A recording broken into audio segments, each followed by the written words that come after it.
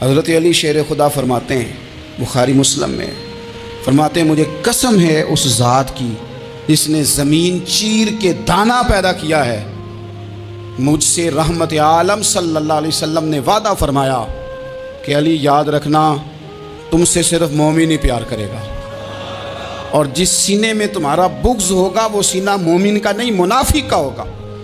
تم سے مومن پیار کریں گے، مومنوں کے دلوں میں کشش ہوگی تمہارے لیے، ان کے سینے کشادہ ہوں گے تمہارے حق میں۔ حضرت مولا علی شیر خدا کی محبت، ان کا نام آئے تو دل ٹھنڈا ہو جائے، آنکھوں میں روشنی آئے، چہرہ روشن ہو جائے، تو معنی یہ ہے کہ ایمان مضبوط ہے دل میں۔ اور اگر بندہ کمزور ہونے لگ جائے، اگر اس کی کیفیات کوئی اور رنگ پیش کریں، تو معنی یہ ہے کہ ایمان سینے میں مضبوط نہیں ہے۔ حضرت علی شیر خدا سے حضور کا جو قربت کا تعلق، دیکھیں کچھ لوگ ایسے ہوتے ہیں کہ جن سے قربت ہوتی ہے، آپ نے کبھی دیکھا ہے ہر بندے سے مل کے بندہ رو نہیں سکتا، ہر بندے کو دیکھ کے رونا آتا نہیں، لیکن کچھ لوگوں سے روح ملتی ہے نا کسی کی، تو ویسے کبھی وہ بندے مل جائے نا، دل کرتا ہے تینوں سامنے بٹھا رہا ہوں، تیرے درد پرانے چھیڑا۔ کچھ لوگ ایسے ہوتے ہیں جن کے ساتھ حضور تشریف فرما ہیں، حضرت علی شیر خدا کہیں گئے ہوئے ہیں، تو محبوب کیا فرماتے ہیں؟ فرماتے ہیں اللہ اس وقت تک میرے پاس حضرت اسرائیل کو نہ بھیجنا جب تک میں علی سے ملاقات نہ کر لوں۔ دعائیں ہو رہی ہیں کہ میری جب تک ملاقات نہ ہو جائے میرا جانے کا وقت نہ آئے، مشکات میں حدیث موجود۔ تو سرور کائنات علیہ السلام کا جو ان کے ساتھ قربت ہے، حضور کا جو ان سے پیار ہے، حضور نے ہر مہاجر کو ایک انصاری کا بھائی بنایا، انصار کے اندر حضور نے بھائی چارہ قائم فرمایا، اور یہ تاریخ کا وہ والا بھائی چارہ ہے جس کی نہ اس سے پہلے کوئی مثال ہے، نہ قیامت تک دوبارہ کوئی مثال دی جا سکتی ہے۔ بھائی جب سگے بھائی جب شادی شدہ ہو جاتے ہیں نا، تو ان کی اپنی اپنی جیبیں ہو جاتی ہیں، اپنی اپنی گفتگو ہو جاتی ہے۔ 6 ماہ کے بچے کے بارے میں بھی وہ کہنے لگ جاتے ہیں میں نے بچوں کا بھی تو کچھ بنانا ہے نا، انہیں بالکل اب وہ چیزیں نظر آنی بند ہو جاتی ہیں جس میں والدین اور بہن بھائی شامل ہوتے ہیں، وہ کہتے ہیں میرے بھی تو بچے۔ لیکن یہ بھائی چارہ مہاجرین اور انصار کا اتنا زبردست اور معنی خیز ہے، حضور نے بھائی چارہ قائم فرمایا۔ سگے بھائیوں کو وراثت دینا مشکل ہوتا ہے، بڑا کہہ رہا ہوتا ہے کمائی تو میں نے کی تھی، چھوٹا کہہ رہا ہوتا ہے کہ باہر تو پہلے میں گیا تھا، جھگڑے، لیکن یہ تاریخ اسلامی کا وہ بھائی چارہ ہے کہ جن میں برادری، قبیلہ، رنگ، نسل، علاقہ ایک نہیں، پر ہزاروں قومیں وجود میں آئیں، باہر میں خشک و تر کے رشتے سے ہم نے بنیاد دوستی رکھی، یاد خیر البشر کے رشتے سے۔ اور اقبال نے جن انداز میں اس مضمون کو بیان کیا ہے وہ انداز ہی نرالا ہے۔ اقبال فرماتے ہیں خاص ہے ترکیب میں قوم رسول ہاشمی، بننے میں کوئی خاص، ان کی ترکیب ہی کوئی خاص ہے۔ حضور نے بھائی بھائی بنا دیا۔ اب بھائی جن کو دینی اسلامی مذہبی بھائی بنایا ہے، وہ دوسرے بھائی کے بارے میں کیا ذہن رکھتا ہے؟ وہ کہتا ہے کہ میرے بھائی میرا کاروبار بھی آدھا تیرا، جائیداد بھی آدھی تیری، چونکہ تو میرا بھائی ہے تو تو رسی لے کے پیمائش کر لے، میں اپنا گھر بھی بانٹ کے آدھا تجھے دینا چاہتا ہوں۔ جب اس قدر زیادہ لوگوں کی نظریاتی پختگی ہوئی اور لوگ اس قدر زیادہ مزاج رکھنے لگے، تو پھر ایک خاص قربت کا ماحول وہاں نظر آیا۔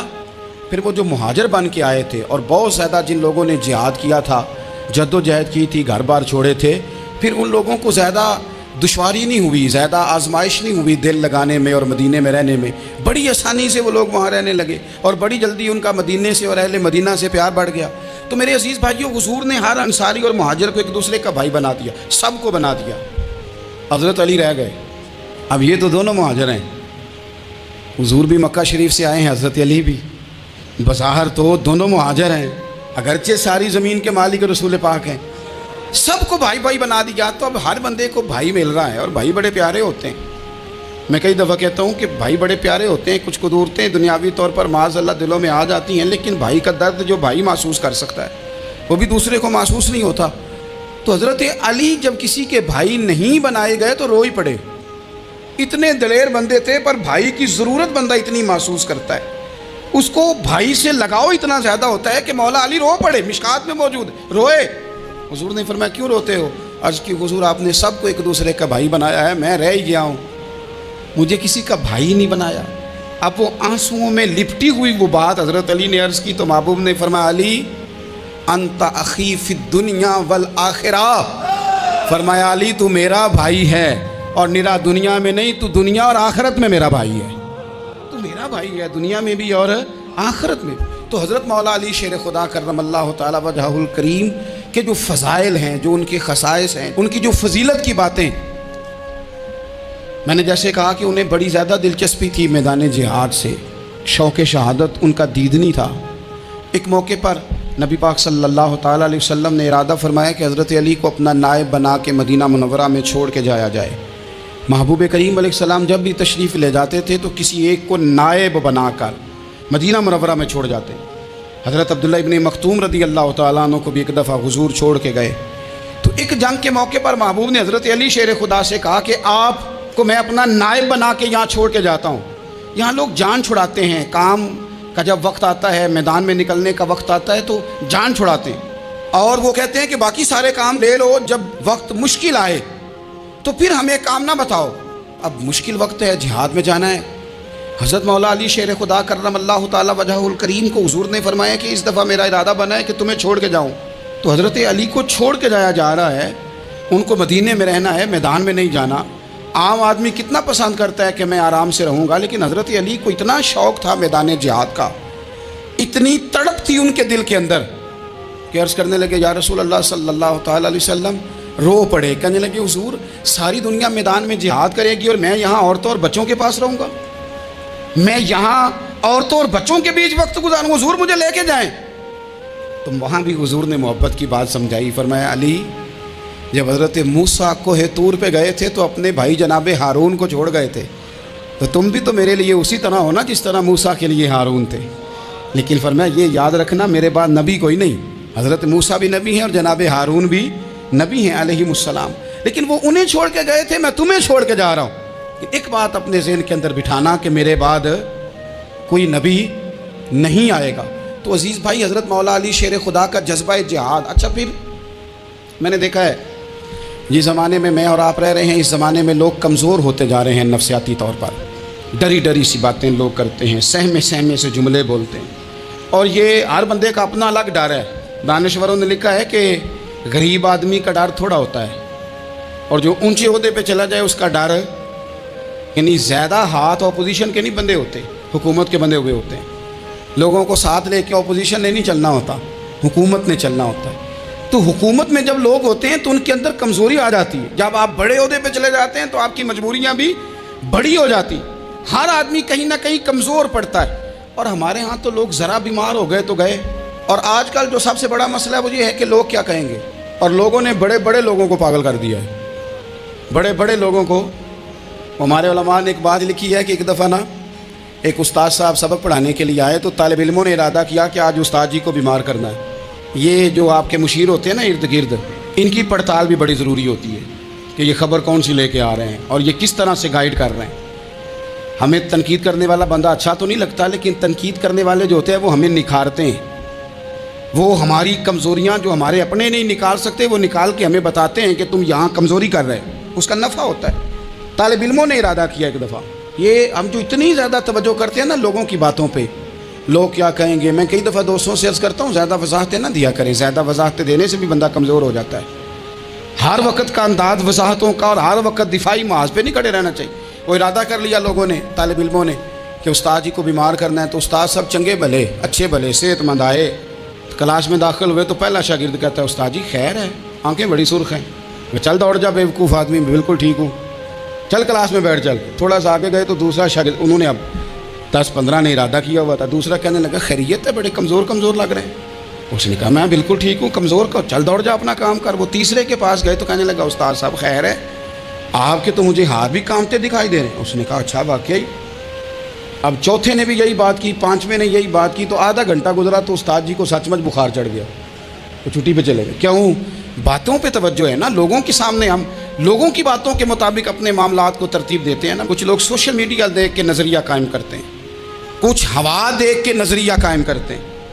وہ قائد اعظم محمد علی جناح کی ایک بات نہیں بھولتی کہ انہوں نے کہا تھا، ہندو لیڈر جو تھا جس کو لوگ گاندھی کہتے تھے، اس سے کہا تھا تیری اور میری سیاست میں فرق ہے، تو لوگوں کا رجحان دیکھ کے فیصلہ کرتا ہے اور میں، قائد اعظم کہنے لگے، میں فیصلہ کر کے لوگوں کا رجحان ادھر کر دیا کرتا ہوں. یہ کمال ہوتا ہے کسی شخص کا کہ اس کا اپنا نظریہ غالب آئے. بجائے اس کے کہ وہ دیکھے آج کل لوگ کیا کہہ رہے ہیں تو لہذا میں اس طرح کا ڈھل جاؤں. لوگ تو ایک وقت کے لیے کچھ کہتے ہیں پھر اگلے 4 گھنٹوں میں کچھ اور کہتے ہیں. حضرت مولا علی کے مزاج میں استقامت ہے.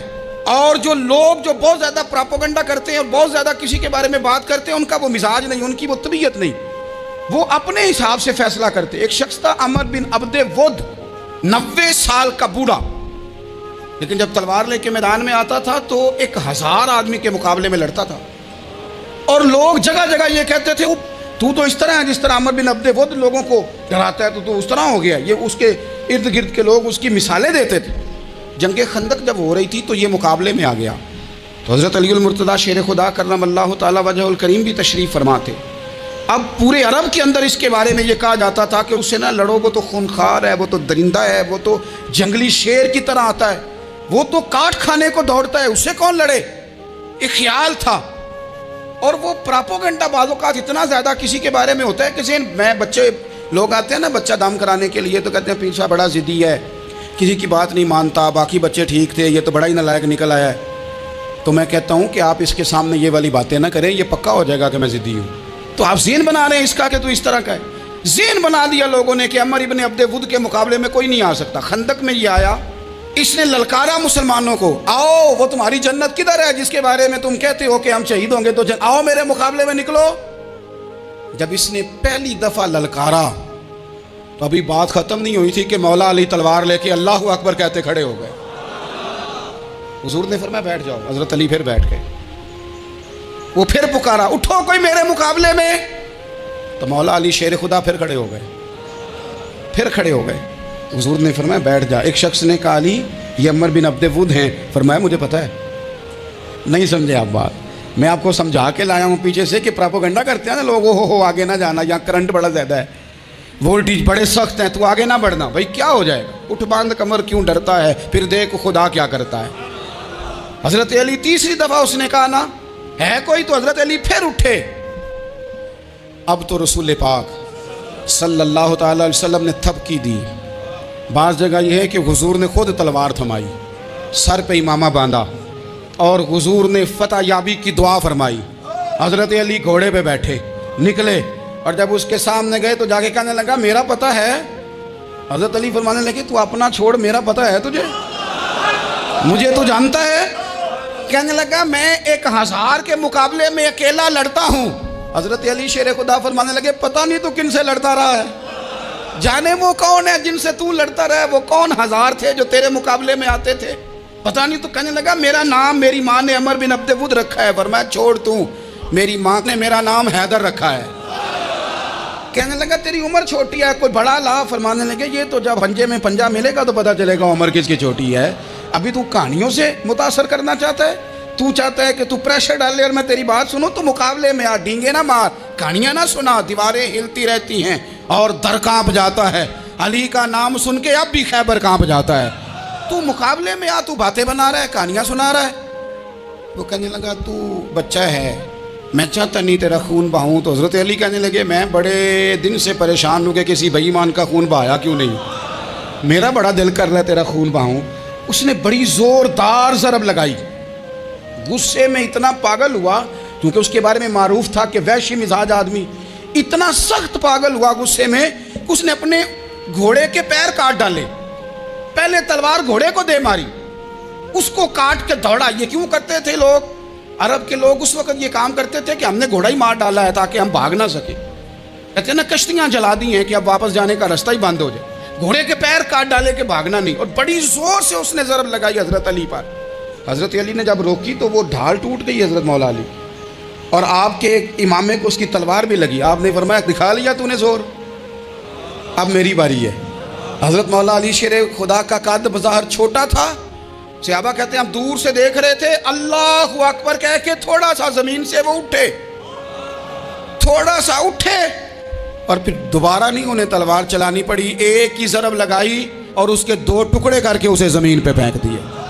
تو عزیز دوست آپ یاد رکھیں گے اس بات کو کہ اپنی زندگی کے اندر مروب ہونا چھوڑ دیں. روب میں تاتاریوں نے مسلمانوں کو مروب کر لیا تھا، روب ڈال لیا تھا کہ ہم بہت بڑے لوگ ہیں. یہی آج ہمارے ساتھ بہت سارے لوگ کرتے ہیں، دلوں میں روب آ جاتا ہے، امیر رشتہ دار کا، فلانے کا، پھر وہ جو مرضی کرتا ہے. تاتاریوں کی ایک بی بی وہ کیا کرتی، وہ 9-10 مسلمان نوجوانوں کو سڑک پہ کھڑا کر جاتی، کہتی ادھر کھڑے ہونا، میرے آنے تک ہلنا نہ، جوان ہے لیکن روب ہے نا کہ یہ بڑے وحشی ہیں۔